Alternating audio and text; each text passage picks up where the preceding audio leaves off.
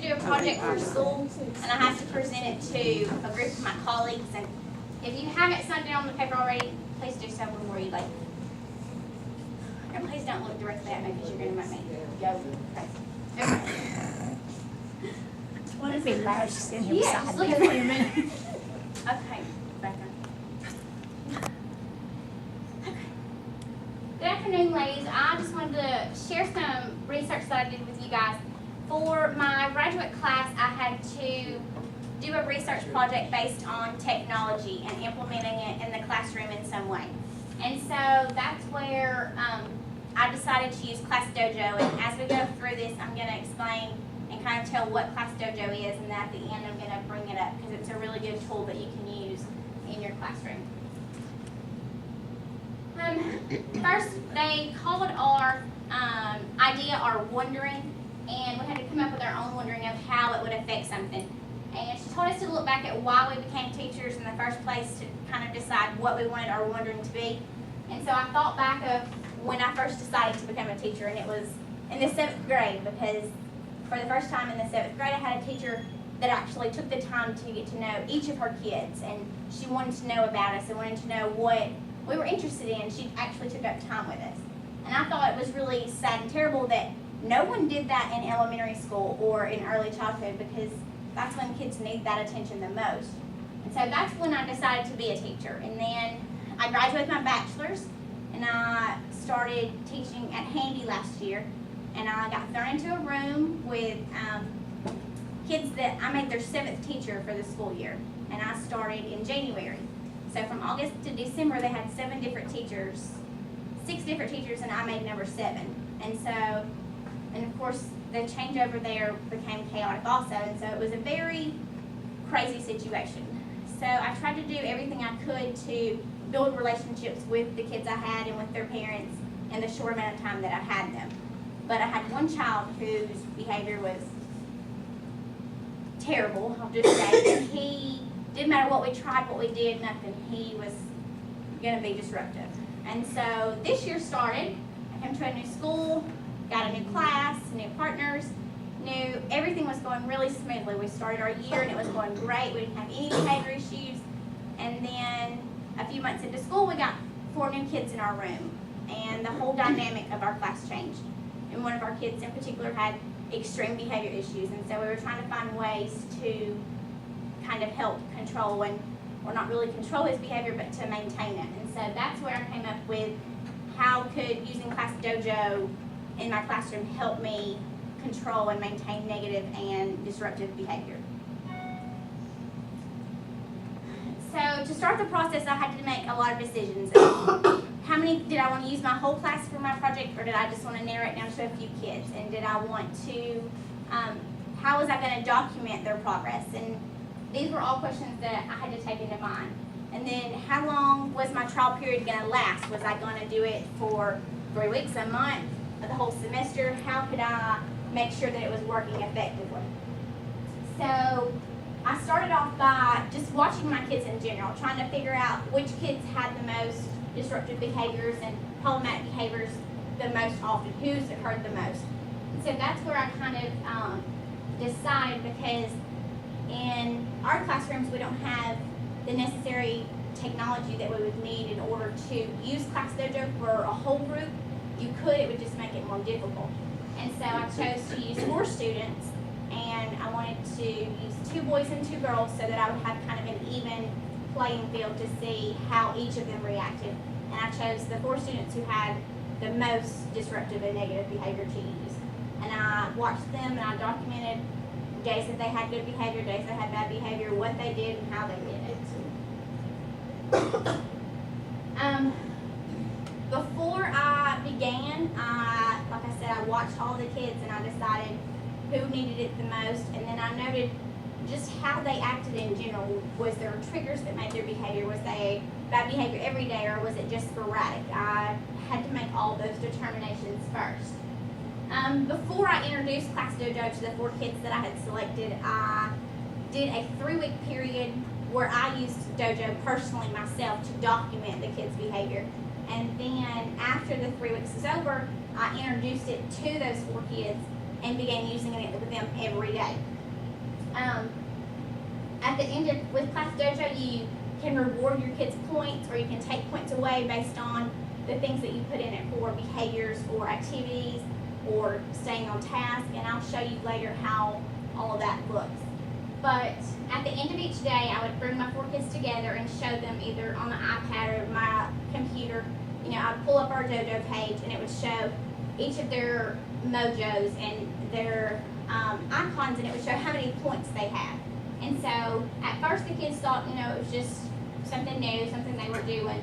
And then at the end of the week, we showed it again to see who had the most, who accumulated the most over the week. Because, and as time went on, the students' behavior started to get increasingly better because they were excited about getting the points and seeing the reward of it. And it kind of turned into a competition or a game between them to see who could get the most points.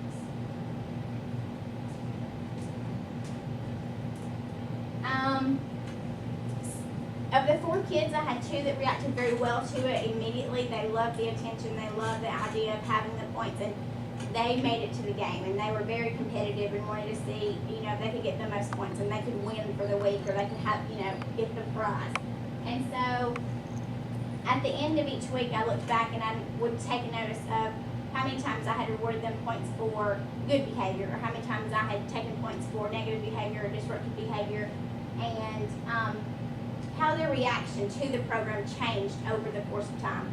After my initial 3 weeks of just using it by myself, I decided I was going to use it for a 6-week period with the kids, and then at the end of the 6 weeks, I would decide whether it was effective or not, and whether to continue using it, or if it would be something I could use for future kids in my class. My results from using Class Dojo showed that we had better classroom management because the 4 kids that I chose were the kids who had the most disruptive and negative behaviors. And so with them awarding the Class Dojo points and getting those that acknowledgement, they then had less disruptive behavior. So it was easier during whole group time, story time, transitioning, because they weren't exhibiting those disruptive behaviors and causing the other kids to get off task. And so it kind of helped bring everybody back in. The students grew tremendously. They had, of the 4 kids I used, one of them was really struggling with trying to, you know, move up on their preliminary levels, and they weren't really focusing. They were worried about talking or being disruptive and things instead of focusing on trying to learn and trying to gather information. So her scores went up increasingly well over the 6-week period. She started on really low levels, some 2s and 3s, and by the end of the 6-week period, she began reaching 7s in the same categories.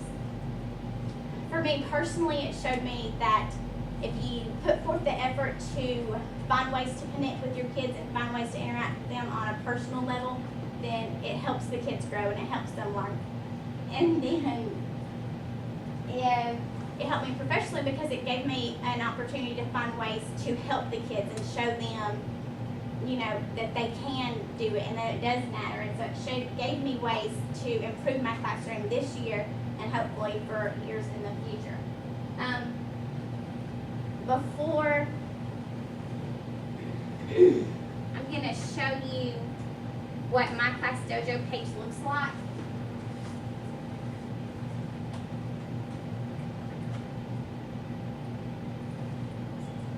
Right, I think I am.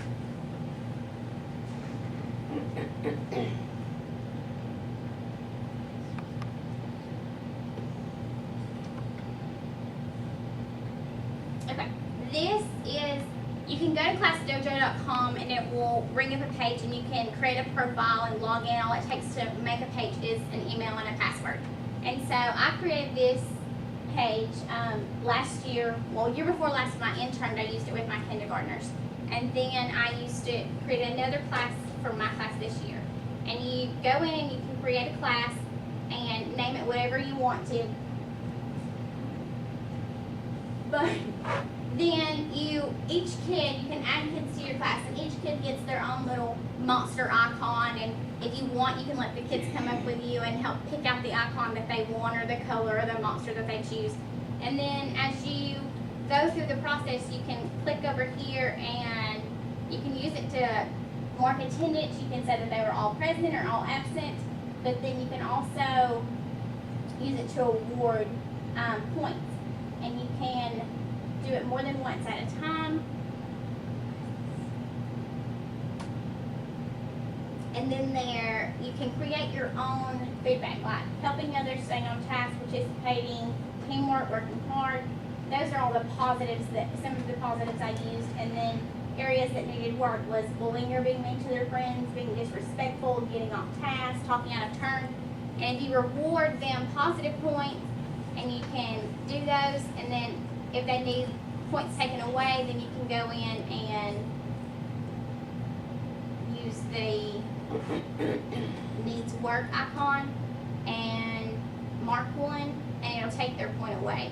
And you can show a report, and it'll show you how many points the kids have overall, and you can pop it up to where it's on a big screen, and it has all of their little monster icons scattered across the screen, and has their points underneath it to show who has the most or who has the least or who got the most in a day, and those sorts of things. Does anyone have any questions about my project or about Class Dojo or Laura? Do you think it can be used effectively with other age levels? It can to an extent. Before I used it with this class, I used it with kindergartners, but I've known teachers that have used it all the way from preschool. My son's daycare uses it in their preschool classes, and I know teachers all the way up to 6th or 7th grade that use it. So I think it just depends on the teacher and the setting and what they have available. Anyone else? Shiva? Was it easy to use it and implement it in the classroom? After I started, it was, at first, it was a very stressful, trying time because we don't, like I said earlier, we don't have the things that we need to use it effectively because when I've used it before, we've had projectors or smart boards and things like that where you can display it on the board and show the kids. And so that's why I had to go back and use a smaller group of kids, and only, that way I could just bring them to the laptop and show them theirs, or take them to the iPad and show them theirs. So it can be used effectively in any room if you find the necessary tools you need. Anyone else?